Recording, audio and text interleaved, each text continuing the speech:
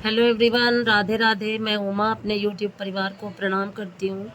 स्वागत है आप सभी का मेरे यूट्यूब चैनल उमा की दुनिया में। और ये है करीब 11 साढ़े 11 बजे का समय। घड़ी मैंने नहीं देखी थी, आइडिया था कि सिर्फ नाश्ता बन गया था मेरा, हमने खा भी लिया था और शायद दाल सब्जी भी कुछ बन चुकी थी। हाँ, कुछ बना चुकी थी मैं खाने के लंच के लिए भी, चावल और दाल और सब्जी। रोटियां सिर्फ मुझे बनानी थी और बर्तन मैंने सारे इकट्ठे कर लिए थे क्योंकि काफ़ी अच्छी धूप दिख आई थी। तो मैं सोची कि धूप में ही बैठ के ये सारे बर्तन मांज लूँगी। काफ़ी डिब्बे थे और रसोई साफ़ करने की वजह से डिब्बे भी खाली करके उनको सामान उसमें भर नहीं रही हूँ, जिससे कि खाली हो जाए और थोड़े थोड़े धुल जाएंगे तो आसानी हो जाएगी। और देखिए फिर फाइनली मैं लेके सारे बैठ गई थी बर्तन, और सारे डिब्बे और ये देखिए सब सारे बर्तन धुल चुके हैं मेरे। फाइनल हो गया मेरा काम ये भी। और ये काम, सफाई का काम काफ़ी ज़रूरी है, थोड़ा थोड़ा करते रहो तो साफ़ रहता है। और इस बीच करीब 2 महीने हो गए मैंने रसोई की सफाई नहीं करी, तो अब सोचा कि कर देती हूँ सफाई। क्योंकि बारिश में सफाई करो या ना करो, मिट्टी इतनी ज़्यादा छतों से गिरती है और चूहे भी बहुत ज़्यादा गंदगी फैलाते हैं। और चूहे तो हैं ही घर में, क्योंकि कच्चा घर है और काफ़ी पुराना घर है, इसी वजह से चूहे बहुत ज़्यादा।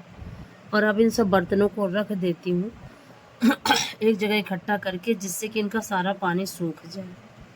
और फिर इनको अभी बनाऊंगी रोटियाँ, और फिर खाना खाने के बाद मैं सो जाऊंगी थोड़ी देर के लिए। नहीं सोऊंगी तो आराम ज़रूर करूंगी और फिर मिलूंगी आपसे शाम के समय। बस यही सोच के, और ये बर्तन यहाँ देखिए, उसके बाद भी खाना वगैरह बनाने के बाद सारे बर्तन इकट्ठे कर दिए थे और ये आज यहाँ पे रख दिए थे। थोड़ा सा धूप जैसी आ रही थी इधर उस समय जब मैंने यहाँ पे रखे हुए थे, जिससे कि ये अच्छे से इनमें पानी।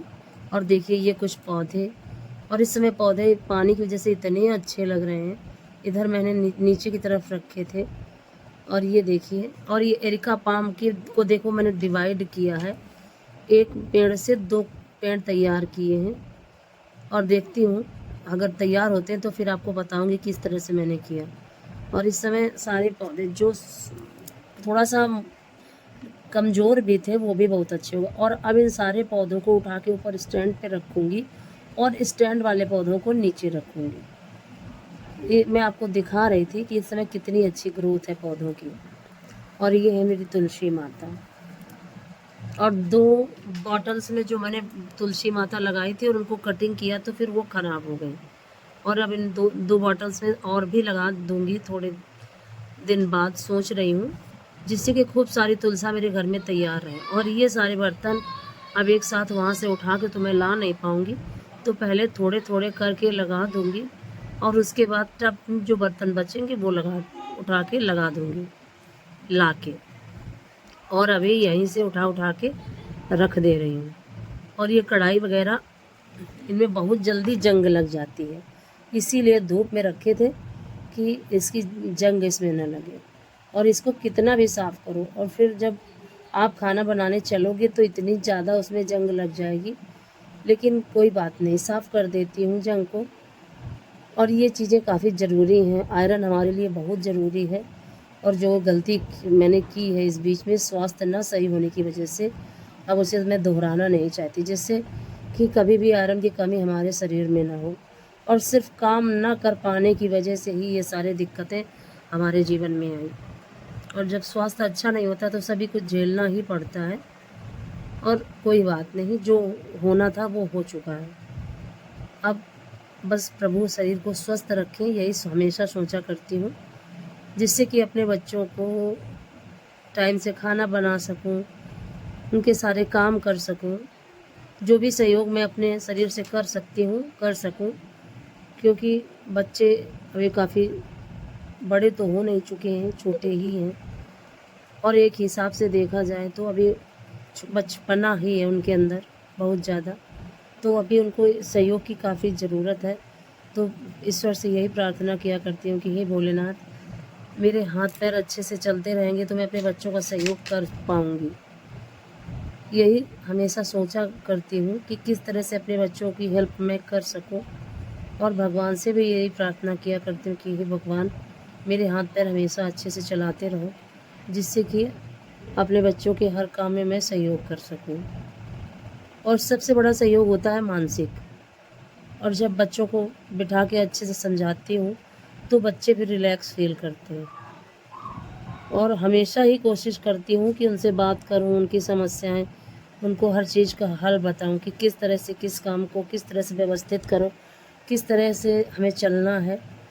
क्योंकि अभी ये जो उम्र है उनकी, वो इतने बड़े नहीं हो चुके हैं वो कि सारी जिम्मेदारियों को इतने सिंपल तरीके से, लेकिन फिर भी बच्चे काफ़ी समझदार हैं। इस बात की खुशी है मुझे कि अपना जो भी जैसा भी है, अपना समझदारी से वो चलते हैं हमेशा। और ये जो डिब्बे वगैरह थे इनको भी मैं देखिए यहीं पर जो नहीं सूखे हैं उनको उल्टा करके रख देती हूँ। और ये सारे डिब्बे उठा के ढक्कन बंद करके वहाँ पे, ये जो यहाँ पे मैंने पटरा लगा रखा है ऊपर साइड, तो यहाँ पे रख देती हूँ। वहाँ की बाल्टियाँ मैंने सारी हटा दी हैं, क्योंकि जो बाल्टियाँ हैं वो एक दो काली थी तो वो बार बार गिर जाती हैं डोरी कपड़े फैलाने में, तो इसीलिए उनको हटा दिया है। और ये डिब्बे उस जगह पे सब धुले हुए डिब्बे हैं, यहाँ पर रख देती हूँ। और इस तरह से कई दिन से जो डिब्बे खाली हो रहे थे उनको धुल धुल के रखती जा रही हूँ, जिससे कि एक साथ मुझे फिर डिब्बे ना धुलने पड़े। और जिनमें सामान भरा हुआ है उनको फिर उसी समय साफ़ कर दूँगी जब रसोई सब की सफाई करूँगी। और बहुत ज़्यादा ज़रूरी है रसोई की सफाई। और अभी देखिए कपड़े मुझे तय करने के लिए पड़े हुए हैं, डोरियों में फैले हैं, जो मैंने कल फैलाए थे। क्योंकि अगर दोपहर में फिर लेट जाओ, और समय था चाय का, तो फिर बच्चे कह रहे थे कि चाय बना दो, तो मैं सोची कि अब बर्तन लगा चुकी हूँ, अब चाय चढ़ा देती हूँ और उधर लगाते रहूँगी झाड़ू लगाती जाऊँगी और चाय भी देखते जाऊँगी। तो देखिए फाइनली चाय मेरी बन चुकी है, और चाय पीऊँगी, बच्चों को दे दूँगी। और उसके बाद आगे देखिए क्या करती हूँ, बस यही सोचते जा रही थी। फिर मुझे और बच्चों को चाय निकाल देती और अपने लिए अदरक डाल के फिर से थोड़ी खौला लेती हूँ, और उसके बाद पीऊँगी चाय। बस यही सोच रही थी कि अब क्या करूँ, तो मुझे याद आया कि मक्खन रखा हुआ है कई दिन का, तो उसको ही निकाल देती हूँ। सॉरी, मलाई रखी है तो मक्खन ही निकाल लेती हूँ। यही सोचकर चाय पीने के बाद मक्खन निकालना शुरू कर दिया था। और मक्खन निकालने के बाद फिर मैंने कोई भी वीडियो नहीं बनाया।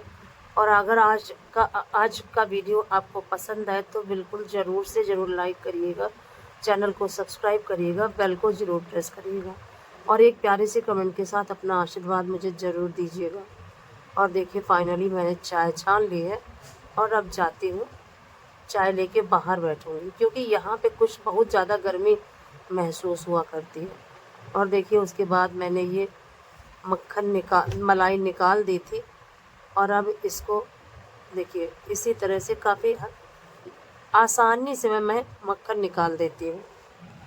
इस तरह की इसे निकालने में कोई भी परेशानी नहीं होती, और ज़्यादा हमें परेशान भी नहीं होना पड़ता मक्खन निकालने में। और आप ऐसे ही आप इसको फ्रिज से निकाल के बाहर थोड़ी देर के लिए रख दो, थोड़ा सा ये ढीला हो जाएगा, और बस इसको हल्के हाथों से घुमा घुमा के, और काफ़ी आसानी से मैं मक्खन निकाल देती हूँ। बस देखिए इसी तरह से मैं घुमाते रहती हूँ, और देखिए कितनी अच्छी तरह से मक्खन ऊपर आ चुका है। और ये बर्तन थोड़ा छोटा था, और अगर थोड़ा बड़ा होता तो और भी अच्छी तरीके से मक्खन ऊपर आ जाता, और थोड़ा सा पानी डालने के बाद। लेकिन कोई बात नहीं, थोड़ा सा पानी और डाल देती हूँ, और उसके बाद निकाल दूँगी मक्खन। और इस तरह से आज का ये वीडियो देखिए काफ़ी आसानी से मक्खन निकल जाता है इस तरीके से। और इसका मैंने वीडियो डाला भी था, और काफ़ी चला भी था वो वीडियो, और फिर उसके बाद अपने आप रुक ही गया, पता नहीं क्यों। तो देखिए फाइनली ये मक्खन निकाल देती हूँ, और इसको गर्म कर दूँगी, और घी बन के हो जाएगा तैयार। और इसी तरह से अपने सारे कामों को थोड़ा थोड़ा रेस्ट करके और बस करते रहती हूँ, और इस तरह से पूरे दिन का काम काफ़ी आसानी से हो जाता है।